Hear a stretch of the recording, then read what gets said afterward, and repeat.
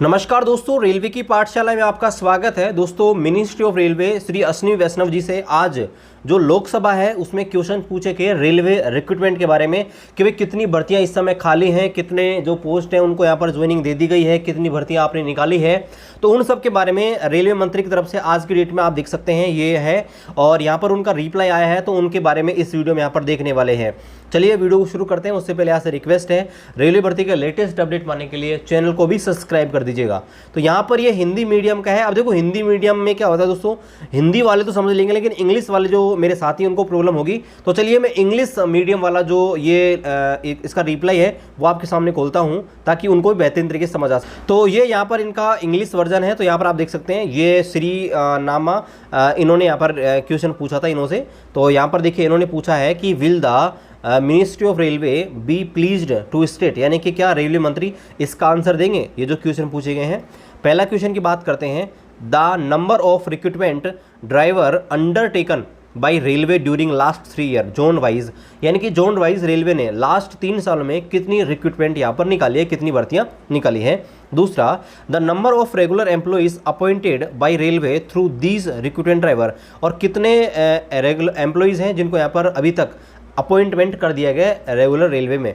तीसरा क्वेश्चन है, the number of recruitment driver for which the result are yet to be declared, यानी कि कितने यहाँ पे भर्तियां हैं जिनका रिजल्ट अभी तक जारी किया जाना शेष है।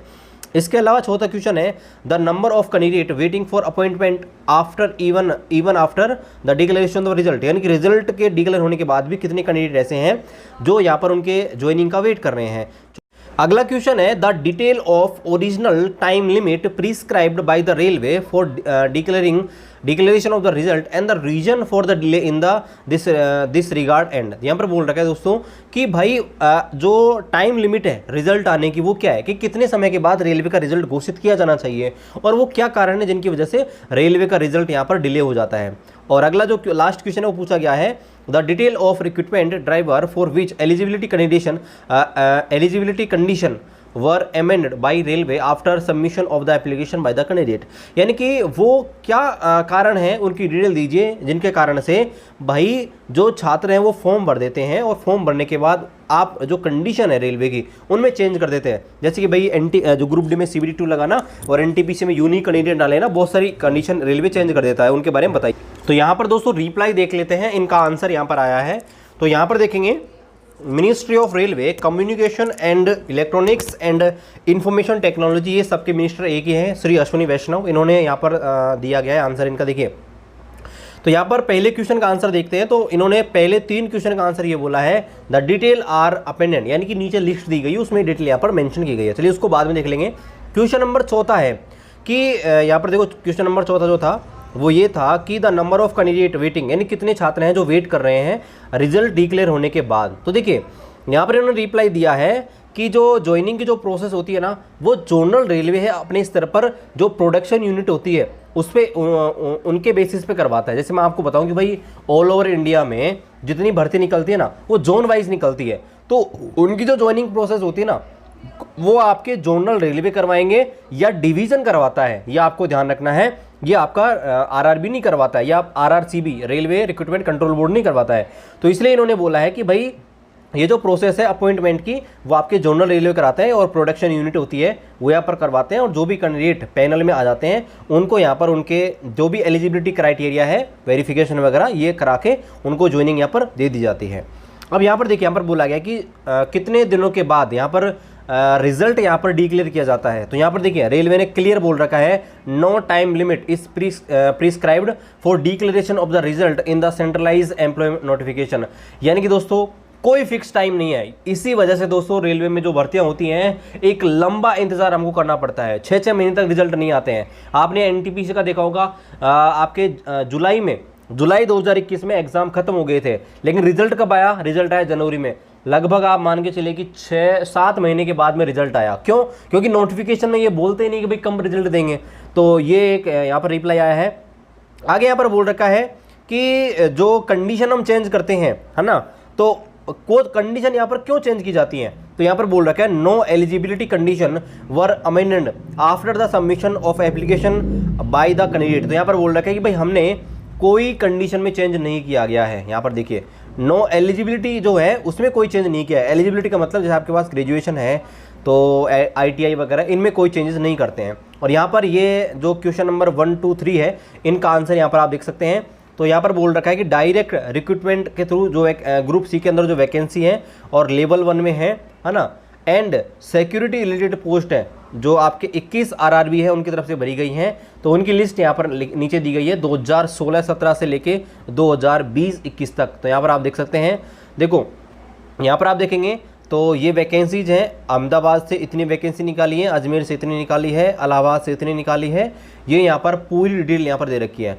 इसके अलावा यहाँ पर देखिए, यहाँ पर आप देखेंगे तो यहाँ पर बोल रखा है नेम ऑफ जोनल रेलवे एक तरफ है, और यहाँ पर आप देखेंगे तो यहाँ पर बोल रखा है इंक्लूडिंग लेवल 1 यानी कि ग्रुप डी की, RPF, RPSF अगर इनको भी जोड़ लेते हैं तो ये टोटल वैकेंसीज यहाँ पर बन जाती है। तो यहाँ पर दोस्तों आप देख सकते हैं ये टोटल वैकेंसीज अब तक पिछले 3 सालों में इन्होंने दी है 1,77,961। इनमें से आपके 62,907 ग्रुप डी की हैं। इसके अलावा ALP टेक्नीशियन की हैं और RPF SI कांस्टेबल ये भर्ती जो है उनके बारे में बोल रखा है। तो ये टोटल वैकेंसीज यहाँ पर रेलवे ने यहाँ पर दी हैं पिछले 3 साल के अंदर, ये यहाँ पर बता रखा है। तो यहाँ पर हम नीचे भी हम देखते हैं तो RRB से जो वैकेंसी निकली है 1,16,776, और यहाँ पर हम देखते हैं जोनल रेलवे जो है इसमें आपके लेवल 1 ग्रुप डी की है और RPF और RPSF यानी कि ग्रुप डी की ये टोटल मिला के 1,77,900, यानी कि टोटल अगर बात करें तो अप्रोक्सीमेटली 2,95,000 वैकेंसीज दोस्तों इन्होंने यहाँ पर दी है। तो ये दोस्तों रेलवे यहाँ पर बोल रहा है कि भाई हमने पिछले 3 साल में इतनी पोस्ट यहाँ पर दी है। अब यहाँ पर देखिए ये यहाँ पर आप देखिए ये 2016-17 की जो NTP से आई थी ना उनको भी इन्होंने जोड़ दी है, ग्रुप डी 2018 जोड़ी है, और ALP टेक्नीशियन 2018 जोड़ी है, RPF इनकी भी जोड़ी है ना, और जो भी निकली थी जैसे JEE की भी निकली थी, पैरामेडिकल, सब कुछ इन्होंने जोड़ जाड़ के बताया कि अप्रोक्सीमेटली 2,95,000 वैकेंसीज यहाँ पर जोड़ी हैं। आगे देखिए तो यहाँ पर बोला है कि आउट ऑफ यानी कि 2,94,687 वैकेंसी हैं, उनमें से 1,53,907 जो आपके 74 है, 1,53,974 वैकेंसी है वो अब तक कंप्लीट हो गई है। इसके अलावा यहाँ पर बोल रखा है रिक्रूटमेंट प्रोसेस फॉर 1,40,713, इसमें आपके ग्रुप डी की भी है और आपके जो देखो ग्रुप डी है, और इसके अलावा 3 सेंट्रलाइज नोटिफिकेशन है उनकी अभी यहाँ पर बच रही है। अब उनमें कौन कौन सा हो सकता है, देखो यहाँ पर देखो 3 सेंट्रलाइज एम्प्लॉय नोटिफिकेशन की बात करें तो यहाँ पर देखो एक आपका NTPC हो जाएगा है ना, एक आपका ये ग्रुप डी हो जाएगा। इसके अलावा अगर हम बात करें तो एक आपका वैकेंसी निकली थी पहले आपकी निकली थी ministerial and isolated category MI category. तो ये तीनों मिलाकर अभी भी दोस्तों बात कर रहे हैं कि 1,40,000 और 713 पोस्ट अभी भी यहाँ पर वैकेंट हैं। ये दोस्तों यहाँ पर रेलवे की तरफ से बताया जा रहा है। तो आशा करते हैं दोस्तों आज का वीडियो आपको पसंद आया होगा। अगर पसंद आए तो अपने दोस्तों के साथ शेयर कीजिएगा, और यहाँ पर ये सब कुछ डिटेल यहाँ पर आपको बता दिया गया है। मिलते हैं आपसे अगले वीडियो में, तब तक जय हिंद, वंदे मातरम। अगला क्वेश्चन है the detail of original time limit prescribed by the railway for declaration of the result and the reason for the delay in the this regard and. यहाँ पर बोल रखा है दोस्तों कि भाई जो टाइम लिमिट है रिजल्ट आने की वो क्या है, कि कितने समय के बाद रेलवे का रिजल्ट घोषित किया जाना चाहिए, और वो क्या कारण है जिनकी वजह से रेलवे का रिजल्ट यहाँ पर डिले हो जाता है। और अगला जो लास्ट क्वेश्चन है वो पूछा गया है the detail of recruitment driver for which eligibility condition were amended bye railway after submission of the application by the candidate, यानी कि वो क्या कारण है उनकी डिटेल दीजिए जिनके कारण से भाई जो छात्र हैं वो फॉर्म भर देते हैं और फॉर्म भरने के बाद आप जो कंडीशन है रेलवे की उनमें चेंज कर देते हैं। जैसे कि भाई जो ग्रुप डी में CBT2 लगाना और NTPC में यूनिक कैंडिडेट डालेना, बहुत सारी कंडीशन रेलवे चेंज कर देता है, उनके बारे में बताइए। तो यहाँ पर दोस्तों रिप्लाई देख लेते हैं, इनका आंसर यहाँ पर आया है। तो यहाँ पर देखेंगे ministry of railway communication and electronics and information technology, ये सबके मिनिस्टर एक ही हैं, श्री अश्विनी वैष्णव, इन्होंने यहाँ पर दिया गया है आंसर इनका। देखिए तो यहाँ पर पहले क्वेश्चन का आंसर देखते हैं। तो इन्होंने पहले 3 क्वेश्चन का आंसर ये बोला है द डिटेल आर अपेंडेड, यानी कि नीचे लिस्ट दी गई उसमें डिटेल यहाँ पर मेंशन की गई है। चलिए उसको बाद में देख लेंगे। क्वेश्चन नंबर 4 है कि यहाँ पर देखो क्वेश्चन नंबर 4 जो था वो ये था कि the number of candidate waiting, यानी कितने छात्र हैं जो वेट कर रहे हैं रिजल्ट डिक्लेयर होने के बाद। तो देखिए यहाँ पर इन्होंने रिप्लाई दिया है कि जो ज्वाइनिंग की जो प्रोसेस होती है ना, वो जोनल रेलवे है अपने स्तर पर जो प्रोडक्शन यूनिट होती है उस पर उनके बेसिस पे करवाता है। जैसे मैं आपको बताऊं कि भाई ऑल ओवर इंडिया में जितनी भर्ती निकलती है ना, वो जोन वाइज निकलती है, तो उनकी जो ज्वाइनिंग प्रोसेस होती है ना, वो आपके जोनल रेलवे करवाएंगे या डिवीजन करवाता है, ये आपको ध्यान रखना है। ये आपका आरआरबी नहीं करवाता है, या आरआरसीबी, रेलवे रिक्रूटमेंट कंट्रोल बोर्ड नहीं करवाता है। तो इसलिए इन्होंने बोला है कि भाई ये जो प्रोसेस है अपॉइंटमेंट की, वो आपके जोनल रेलवे कराते हैं और प्रोडक्शन यूनिट होती है वो यहाँ पर करवाते हैं। और जो भी कैंडिडेट पैनल में आ जाते हैं उनको यहाँ पर उनके जो भी एलिजिबिलिटी क्राइटेरिया है, वेरिफिकेशन वगैरह, ये करा के उनको ज्वाइनिंग यहाँ पर दे दी जाती है। अब यहाँ पर देखिए, यहाँ पर बोला गया कि कितने दिनों के बाद यहाँ पर रिजल्ट यहाँ पर डिक्लेयर किया जाता है। तो यहाँ पर देखिए रेलवे ने क्लियर बोल रखा है, no time limit is prescribed for declaration of the result in the centralise employment notification. यानी कि दोस्तों कोई फिक्स टाइम नहीं है। इसी वजह से दोस्तों रेलवे में जो भर्तियां होती हैं, एक लंबा इंतजार हमको करना पड़ता है, 6-6 महीने तक रिजल्ट नहीं आते हैं। आपने एनटीपीसी का देखा होगा, आपके जुलाई 2021 में एग्जाम खत्म हो गए थे, लेकिन रिजल्ट कब आया? रिजल्ट आया जनवरी में। लगभग आप मान के चले कि 6-7 महीने के बाद में रिजल्ट आया। क्यों? क्योंकि नोटिफिकेशन में ये बोलते ही नहीं कि भाई कम रिजल्ट देंगे। तो ये एक यहाँ पर रिप्लाई आया है। आगे यहाँ पर बोल रखा है कि जो कंडीशन हम चेंज करते हैं, है ना, तो कंडीशन यहाँ पर क्यों चेंज की जाती है? तो यहाँ पर बोल रखा है, no eligibility condition were amended after the submission of application by the candidate. तो यहाँ पर बोल रखा है कि भाई हमने कोई कंडीशन में चेंज नहीं किया गया है। यहाँ पर देखिए, नो एलिजिबिलिटी जो है उसमें कोई चेंज नहीं किया है। एलिजिबिलिटी का मतलब जैसे आपके पास ग्रेजुएशन है तो ITI वगैरह, इनमें कोई चेंजेस नहीं करते हैं। और यहाँ पर ये जो क्वेश्चन नंबर 1, 2, 3 है, इनका आंसर यहाँ पर आप देख सकते हैं। तो यहाँ पर बोल रखा है कि डायरेक्ट रिक्रूटमेंट के थ्रू जो ग्रुप सी के अंदर जो वैकेंसी है और लेवल 1 में है ना, एंड सिक्योरिटी रिलेटेड पोस्ट है जो आपके 21 आरआरबी है उनकी तरफ से भरी गई हैं। तो उनकी लिस्ट यहाँ पर नीचे दी गई है 2016-17 से लेके 2020-21 तक। तो यहाँ पर आप देख सकते हैं। देखो यहाँ पर आप देखेंगे तो ये वैकेंसीज हैं, अहमदाबाद से इतनी वैकेंसी निकाली है, अजमेर से इतनी निकाली है, इलाहाबाद से इतनी निकाली है। ये यहाँ पर पूरी डिटेल यहाँ पर दे रखी है। इसके अलावा यहाँ पर देखिए, यहाँ पर आप देखेंगे तो यहाँ पर बोल रखा है नेम ऑफ जोनल रेलवे एक तरफ है, और यहाँ पर आप देखेंगे तो यहाँ पर बोल रखा है इंक्लूडिंग लेवल 1 यानी कि ग्रुप डी की, RPF, RPSF, अगर इनको भी जोड़ लेते हैं तो ये टोटल वैकेंसीज यहाँ पर बन जाती है।